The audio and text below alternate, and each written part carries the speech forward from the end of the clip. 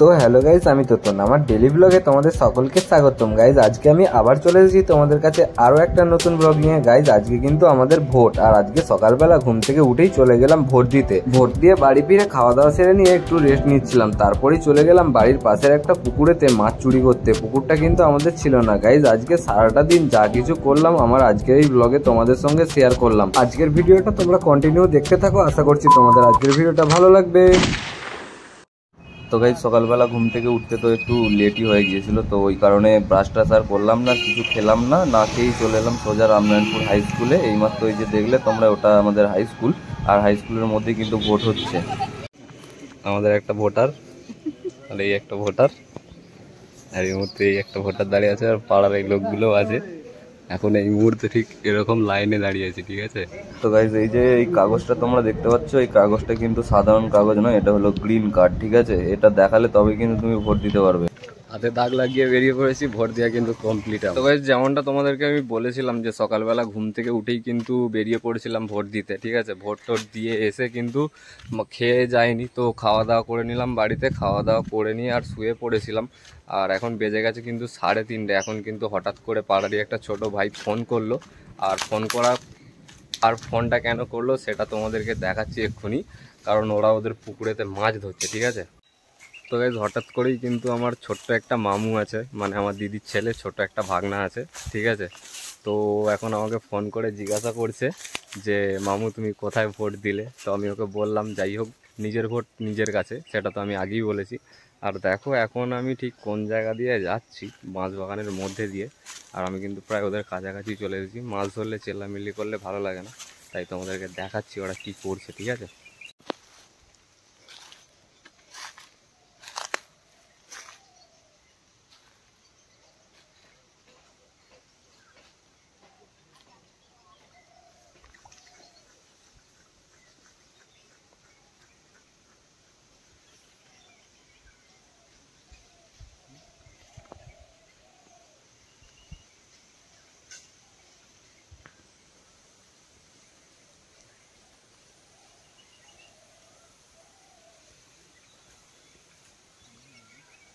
তো এইমাত্র খবর পেলাম দুটো কাঁটার মধ্যে একটা কাঁটা নাকি ভেঙে ফেলেছে, মানে মাছে ভেঙে দিয়েছে। তো ওই কারণেই দেখো আমি দুটো কাঁটা নিয়ে যাচ্ছি ওদের কাছে, ঠিক আছে। গিয়ে দেখাচ্ছি কি হচ্ছে। এই যে দেখো এখানে একটা শিকারি বসে বসে ধরছে, আর এইখানে দুটো শিকারি।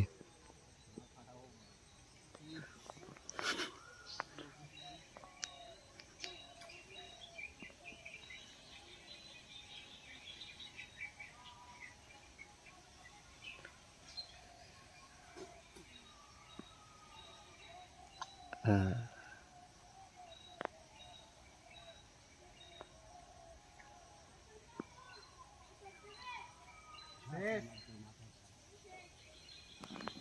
ওখানে ঘাটেতেও কিন্তু সিন চলছে।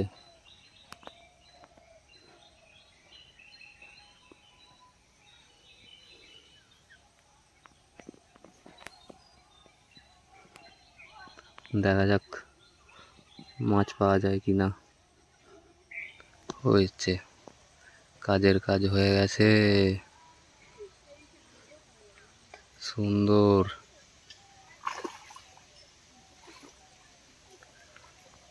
ও সাবাস।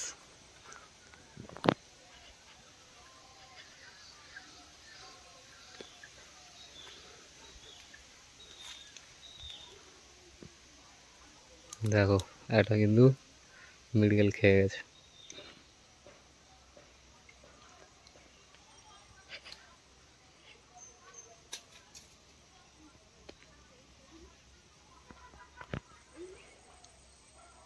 বাহ, নাইস।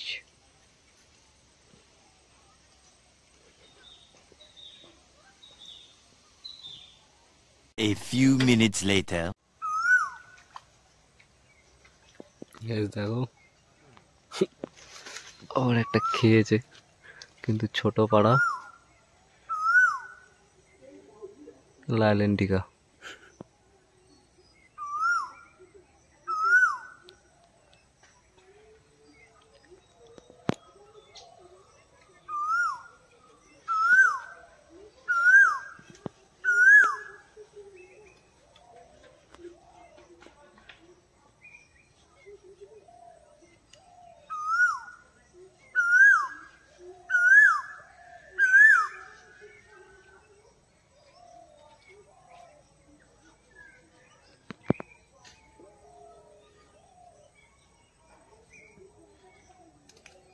বাহ,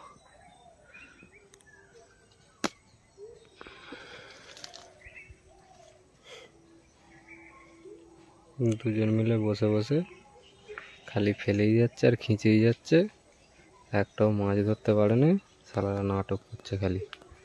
আর এখানে কাকা মাছ ধরে একদম দেখিয়ে দিচ্ছে। 1 hour later. বাহ, সন্ধ্যা প্রায় হয়ে গেছে, আকাশে সূর্য কিন্তু ডুবে গেছে, ঠিক আছে।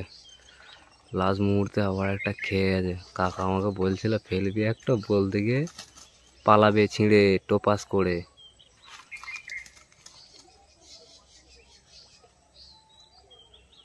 ব্যাস, সুন্দর।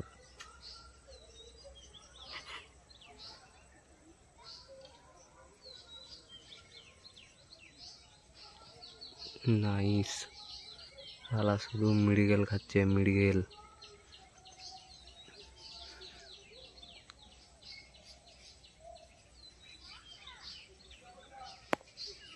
এই মাছটা কিন্তু ভালো ওজন আছে, প্রায় 300-400-র ওপর। পুরো ব্যাগে সিল প্যাক হয়ে গেল মাছ।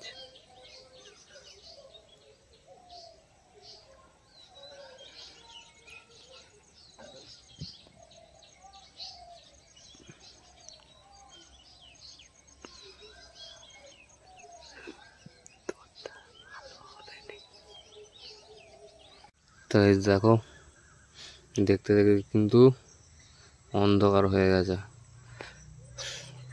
সন্ধ্যা প্রায় ঘনিয়ে এসেছে। আমাদের কাকা এবার মাছের, কাকা কিন্তু ছিপ গুটিয়ে ফেলেছে। এবার বাড়ি যেতে হবে। দেখো, আজকে ভোটের দিনে আমাদের চপ শিল্প, চপ শিল্পের দোকানে ভিড় দেখলে মাথা খারাপ হয়ে যাবে। তুই যেই এত কষ্ট করে চপটা কিনেছিস, এটা দেখি আমার খুব ভালো লাগলো, বুঝলি তো। চপ লাগা, চপের সাইজটা দেখে নাও খালি। তুই কটা নিবি? হ্যাঁ, তুই কটা নিয়ে যাবি? তো গাইজ, সকাল থেকে সন্ধ্যা পর্যন্ত যা কিছু করলাম আমার আজকের এই ব্লগে আমি তোমাদের সঙ্গে শেয়ার করলাম। গাইজ, আজকের ভিডিও তোমাদের কেমন লাগলো তোমরা কমেন্ট বক্সে কমেন্ট করে অবশ্যই জানিও। তোমরা ভালো থেকো, সুস্থ থেকো ও পরিবারের সকলকে সুস্থ রেখো। তোমাদের সাথে দেখা হবে আরো একটা নতুন ব্লগ নিয়ে।